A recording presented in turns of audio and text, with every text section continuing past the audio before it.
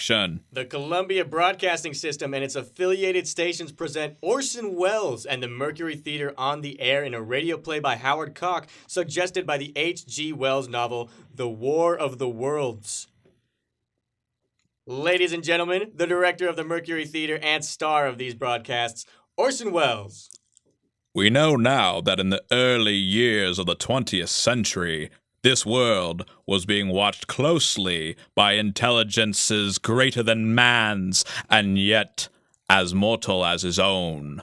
We know now that as human beings busied themselves about their various concerns, they were scrutinized and studied, perhaps almost as narrowly as a man with a microscope might scrutinize the transient creatures that swarm and multiply in a drop of water.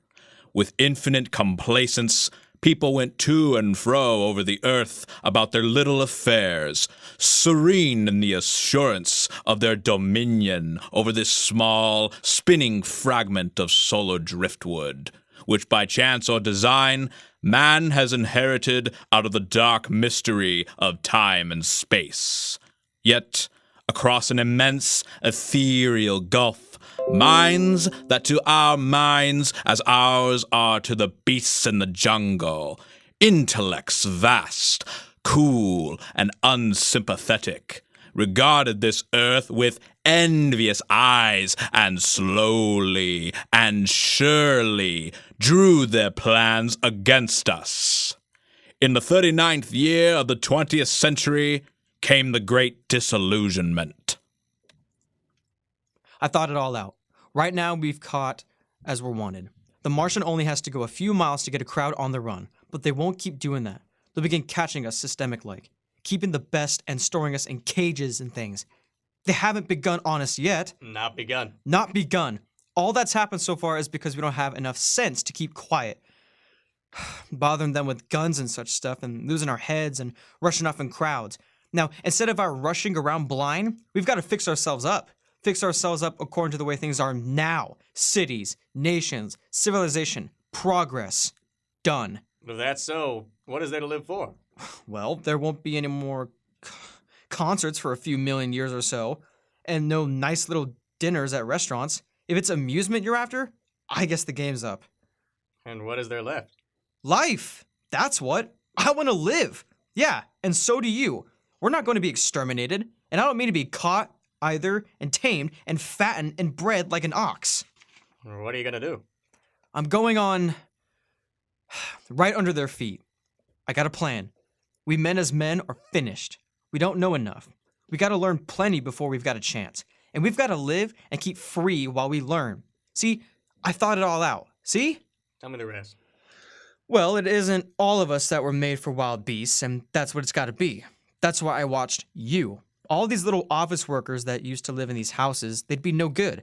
They haven't any stuff to them. They just used to run off to work. I've seen hundreds of them running wild to catch their commuter train in the morning for fear to get canned if they didn't. Running back at night after they won't be in time for dinner. Lives insured and a little invested in case of accidents. And on Sundays, worried about the hereafter. The Martians will be a godsend for those guys. Nice roomy cages, good food, careful breeding. No worries.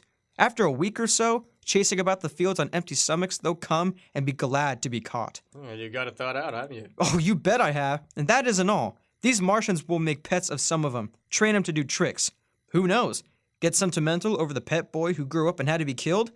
And some, maybe they'll train to hunt us. No, that's impossible. No human being. Yes, they will. There's men who'll do it gladly. If one of them ever comes after me, why? In the meantime, you and I and others like us, we are the will to live when the Martians own the Earth. I've got it all figured out. We'll live underground. I've been thinking about the sewers. Under New York are miles and miles of them. The main ones are big enough for anybody. Then there's cellars, vaults, underground storerooms, railway tunnels, subways. You begin to see, eh? And we'll get a bunch of strong men together. No weak ones. That rubbish, out. You meant me to go. Well, I gave you a chance, didn't I? We won't quarrel about that. Go on. And we've got to make safe places for us to stay in, see? And get all the books we can. Science books. That's where men like you come in, see? We'll raid the museums. We'll even spy on the Martians. It may not be so much we have to learn before. Just imagine this. 4 or 5 of their own fighting machines suddenly start off. Heat rays right and left, and not a Martian in them. Not a Martian in them, but men. Men who have learned the way how. It may even be in our time. Gee, imagine having one of them lovely things with its heat ray wide and free. We're turning on Martians. We're turning on men. We'd bring everybody down to their knees. That's your plan? You and me and a few more of us, we'd own the world. I see. Say, what's the matter? Where are you going? Not to you, world. Goodbye, stranger. After parting with the artillerymen, I came at last to the Holland Tunnel. I entered that silent tube, anxious to know the fate of the great city on the other side of the Hudson. Cautiously, I came out of the tunnel and made my way up the Canal Street. I reached 14th Street, and there again were black powder and several bodies, and an evil, ominous smell from the gratings of the cellars of some of the houses. I wandered up through the 30s and 40s. I stood alone on Times Square. I caught sight of a lean dog running down 7th Avenue with a piece of dark brown meat in his jaws and a pack of starving mongrels at his heels. He made a wide circle around me, as though he feared I might prove a fresh competitor. I walked up Broadway in the direction of that strange powder, past silent shop windows displaying their mute wares to empty sidewalks, past the Capitol Theater, silent, dark, past the shooting gallery, where a row of empty guns faced an arrested line of wooden ducks. Near Columbus Circle, I noticed models of 1939 motor cars in the showrooms facing empty streets. From over the top of the General Motors building, I watched a flock of blackbirds circling the sky. I hurried on. Suddenly, I caught sight of the hood of a Martian machine standing somewhere in the Central Park, gleaming in the late afternoon sun. An insane idea. I rushed recklessly across Columbus Circle and into the park. I climbed a small hill above the pond at 16th Street. From there, I could see, standing in a silent row along the mall, 19 of those great metal titans, their cowls empty, their great steel arms hanging listlessly by their sides. I looked in vain for the monsters that inhabit those machines. Suddenly, my eyes were attracted to the immense flock of blackbirds that hovered directly below me.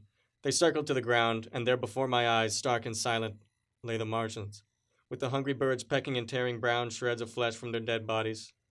Later, when their bodies were examined in the laboratories, it was found that they were killed by the purfactive and disease bacteria against which their systems were unprepared.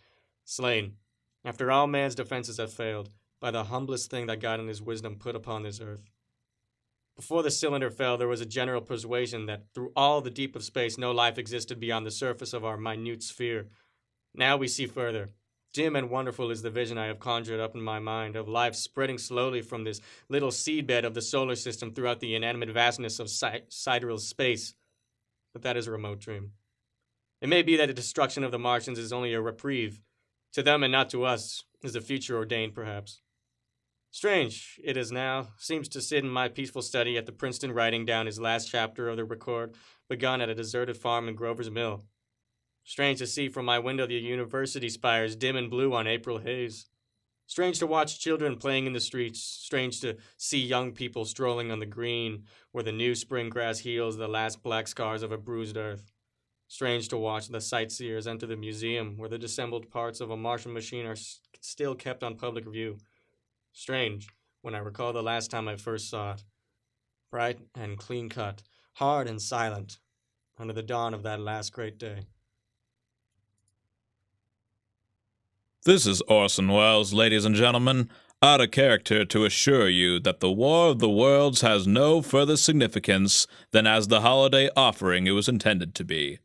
The Mercury Theater's own radio version of dressing up in a sheet and jumping out of a bush and saying, "Boo!"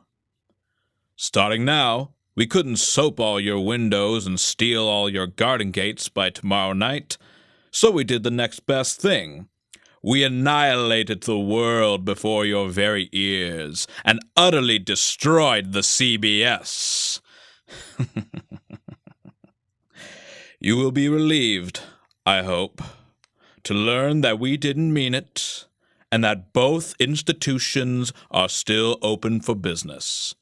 So goodbye, everybody, and remember the terrible lesson you learned tonight. That grinning, glowing, globular invader of your living room is an inhabitant of the pumpkin patch, And if your doorbell rings and nobody's there, that was no Martian. It's Halloween. Tonight, the Columbia Broadcasting System and its affiliated stations coast to coast have brought you The War of the Worlds by H.G. Wells, the 17th in its weekly series of dramatic broadcasts featuring Orson Welles and the Mercury Theater on the air. Next week, we present a dramatization of 3 famous short stories. This is Columbia Broadcasting System.